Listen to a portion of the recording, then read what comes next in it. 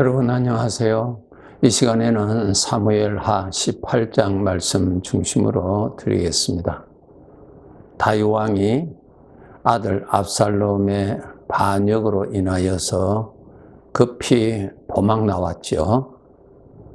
그렇게 해서 요단강을 건너서 이제 그곳에서 다윗 왕의 그 부하들이 다시 이제 수도 공격을, 예루살렘을 공격하는 것을 계획을 세우게 됩니다.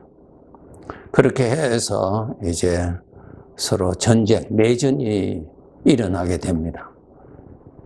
그 전쟁의 총 책임은 요압 장군이 지고, 이렇게 세 부대로 나누어서 세 진을 이렇게 편성을 해서 이제 공격을 하게 됩니다. 그래서 18장이 이제 내전, 서로 전쟁하게 되죠. 이렇게 전쟁을 앞두고 출발할 때 다윗 왕은 나가지를 못하지요. 나가지 못하고 거기에 남아 있으면서 이제 전쟁에 나가는 이 장군, 이 세 사람, 요압 장군을 비롯해서 두 사람, 총책임자 세 사람인데, 세 사람을 불러서 이 전쟁할 때 압살롬에 대해서는 너그러이 대우해 주라 특별히 부탁을 합니다. 그 부탁을 받고 이 사람들은 이제 예루살렘 그 수도를 공격하러 나가죠. 그래서 그곳에서 내전이 일어났습니다. 압살롬을 따르는 사람들과 또 다윗 왕을 따르는 사람들과 전쟁이 일어났습니다. 그 전쟁이 일어났는데 압살롬도 그 전쟁터에 나와서 같이 전쟁하게 되는데, 이제 저들이 패배하고 도망가게 됩니다. 이 압살롬 거주편이요. 그 압살롬을 이제 따라가게 되는데, 죽이려고 따라가는데 상수리 나무에 그의 긴 머리가 걸려서 공중에 달리게 되어 있습니다. 그래서 노새는 그냥 빠져나가고 그 압살롬은 그냥 그 나무에 달려있게 됐습니다. 다른 신하들은 이 왕의 아들이기 때문에 함부로 죽이지 못하고 그렇게 멈춰거리고 있었죠. 그런데 이 총책임자 요압 장군이 와서 사정없이 이 반역자 아버지를 이렇게 배신하고 또 나라에 이러한 어려움을 줬던 자이기 때문에 그냥 그를 사정없이 찔러서 죽이게 됩니다. 그렇게 해서 전쟁이 끝납니다. 다윗 왕 편이 이제 이기게 됐습니다. 이제 이 이긴 전쟁에서 이긴 소식을 다윗 왕에게 속히 전달해 주어야 되는데, 그때 제사장 아히마스가 요압 장군에게 나와서 내가 가서 왕에게 이 소식을 알리겠다고 그렇게 말하죠.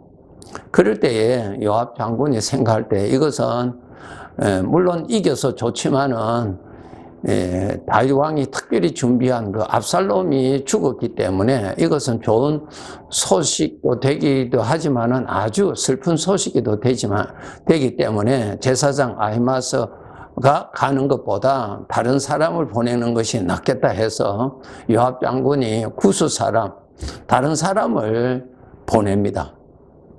그래서 그 사람이 이제 왕 있는 대로 이제 가게 되죠.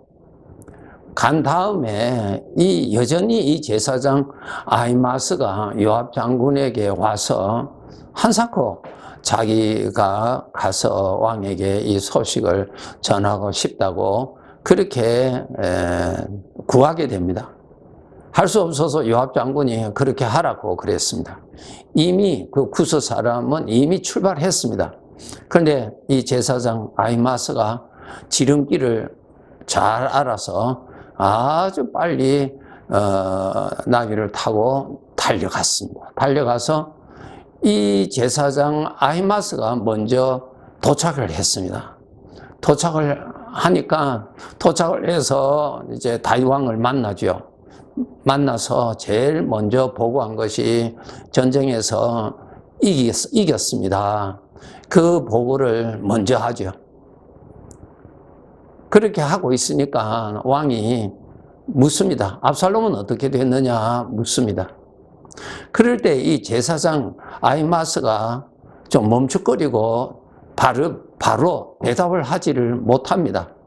그가 이렇게 말합니다. 전쟁에 이기고 크게 소동하는 것은 보았으나 압살롬의 소식은 잘 듣지 못하였습니다. 하고 좀 그 대답을 왕에게 전달하기를 좀 시간을 좀 두고 말을 그렇게 하였습니다. 그렇게 좀 시간을 두고 있었을 때 비로소 첫 번째 출발했던 구스 사람이 도착을 했습니다. 도착을 하니까 이 왕이 그 사람을 만나자마자 바로 묻는 말이 내 아들 압살롬은 어떻게 됐느냐고 묻습니다. 네, 죽었습니다. 라고 대답을 하죠. 33절부터 보면은 다윗 왕이 전쟁에 이긴 것은 참 좋은 소식이지만은 무엇보다도 자기 아들이 죽었다는 소식으로 아주 슬퍼합니다. 아주 괴로워합니다. 아들이지요. 아버지지요. 아버지입니다. 여기에서 이 18장에서 아주 중요한 거 있습니다. 왜 제사장 아히마스가 왜 자기가 가서 왕에게 이 소식을 전하고자 했는가 하는 것입니다. 그것은 이 제사장 아히마스가 다윗 왕의 그 마음을 아들을 잃은 아버지의 마음을 어떻게 하든지 충격을 덜 주고자 하는 그러한 마음이 있었어요. 그러한 마음.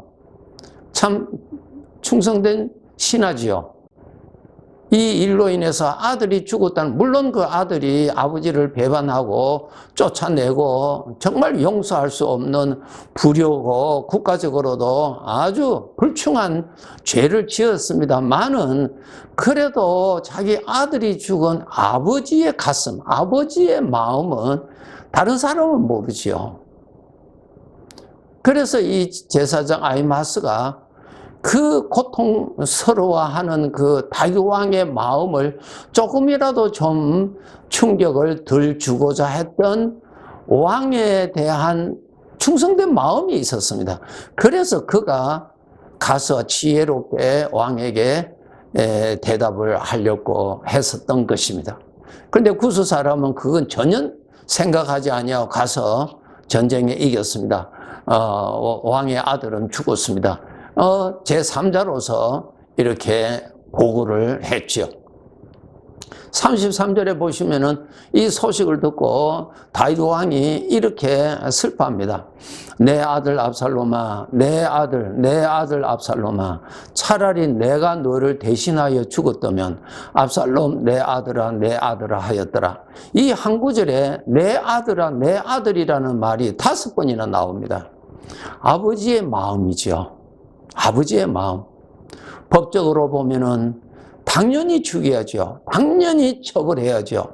요압 장군의 입장에서 볼 때 이놈은 왕의 배신자요. 국가를 전복하고자 하기 때문에 이놈은 그냥 바로 죽여야 된다고 해서 부하들이 머뭇거리는 가운데서 이 장군이, 요압 장군이 그냥 죽여버렸어요. 네, 법이지요. 그런데 물론 그렇지만은 다윗 왕 아버지의 마음은 안 그렇다 그 말입니다. 아버지의 마음은 그렇지 않다는 것입니다. 이 마음을 제사장 아히마스가 읽을 줄 알았고 그 마음을 조금이라도 위로해 주고 싶었던 그러한 왕을 위한 그러한 충성된 마음을 가졌던 것을 오늘 이 본문에 하나님께서 기록해 두셨던 것입니다. 여러분, 여기에서 우리에게 주시고자 하시는 것이 무엇입니까? 아버지의 마음을 우리 하나님의 자녀들이 읽을 줄 알아야 된다는 것을 말씀하십니다. 아버지의 마음을 읽을 줄 알아야 된다는 것입니다. 이것이 참 아버지 앞에 효자지요.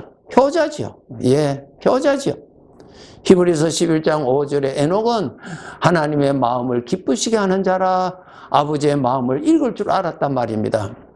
우리가 주 안에서의 형제지간에 어떠한 이해관계가 있고 다툼의 사건이 일어날 때에 나 자신만 생각하고 이것은 법적으로 나는 실수한 것이 없다고, 그리고 상대방의 실수에 대해서 우리가 비판하고 비난하기가 쉽지요. 그런데 오늘 이 말씀을 통해서 우리에게 가르쳐 주시고자 하시는 것은 너 생각만 하지 말고 우리의 아버지의 마음을 생각하라. 그의 아버지요 나의 아버지, 아버지의 마음을 생각해서 아버지의 마음을 기쁘시게 하는 자가 되라. 그것이 아버지 앞에 좋은 자식이다, 효자다, 그 말입니다. 이 아이마스가 참 충성된 신하지요. 왕의 마음을 헤아릴 줄 알고 왕의 마음에 그 충격을 덜 주고자 했던 간절한 마음이 그에게 있었던 것처럼 우리들도 우리들의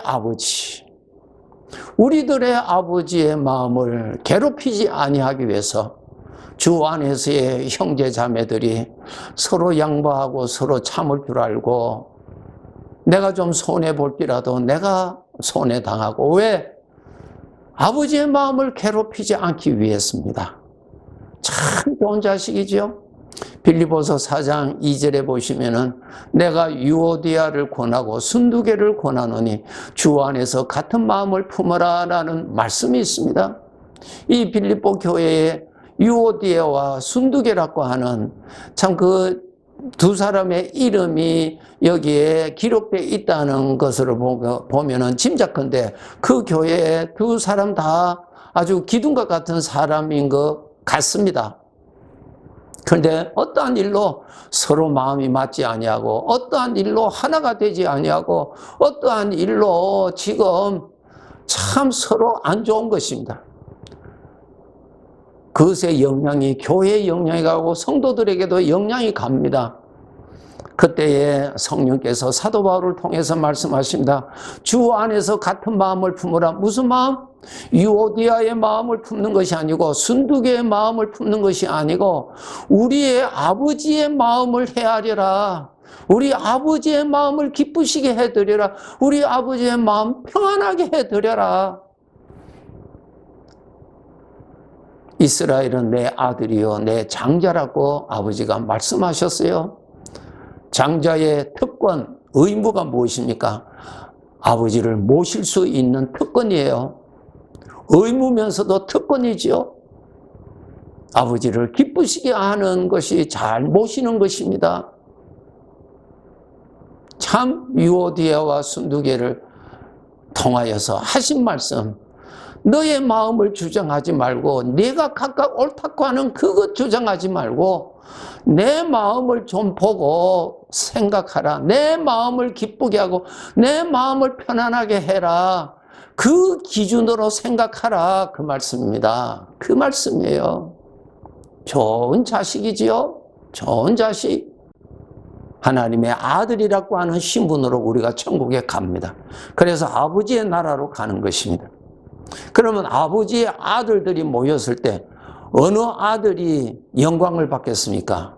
아들로서 아버지 앞에 효자하는, 아들로서 아버지를 기쁘시게 한 자, 아들로서 아버지를 잘 모시고 잘 섬긴 자, 그 저울에 달아보신다는 것입니다.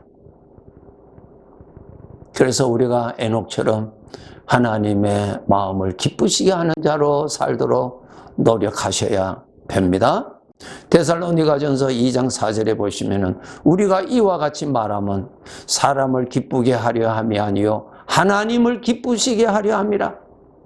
내가 지금 이렇게 말하는 것은 하나님을 기쁘시게 하려 함이라. 여기에 무엇이 들어가 있습니까? 내가 이렇게 말하는 이 상황에 하나님 앞에서 내가 지금 말하는 것이고 하나님이 듣고 계신다는 것입니다. 들으시는 하나님, 보시는 하나님이 기뻐하시도록 나는 살아간다. 이것이 우리들의 삶의 기준이에요. 그 기준을 두고 우리가 살아야 되는 것입니다. 살아야 돼요. 요압 장군처럼 법대로 아버지를 배신하고 국가를 전복하려고 했던 이 범죄, 철저하게 이것은 용서받을 수가 없고 형벌을 받아야 된다고 하는 그 마음에 충실했던 요압 장군, 그냥 창을 가지고 압살롬을 찔러서 죽였죠. 왕의 마음, 다윗 왕의 마음은 생각하지 못했다는 것입니다. 고린도후서 5장 9절에 보시면 우리는 몸으로 있든지 떠나든지 주를 기쁘시게 하는 자가 되기를 힘쓰노라. 예. 아버지의 마음을 편안하게 드리도록. 예. 아버지 때문에 내가 손해보고, 아버지 때문에 내가 바보가 되고, 아버지 때문에 내가 억울한 일을 내가 누명을 덮어 쓰고, 아버지 때문에 좋은 아들이죠. 이 아들은 아버지를 위해서 사는 아들이에요. 아버지를 높이는 자는 아버지가 그 아들을 높여주십니다.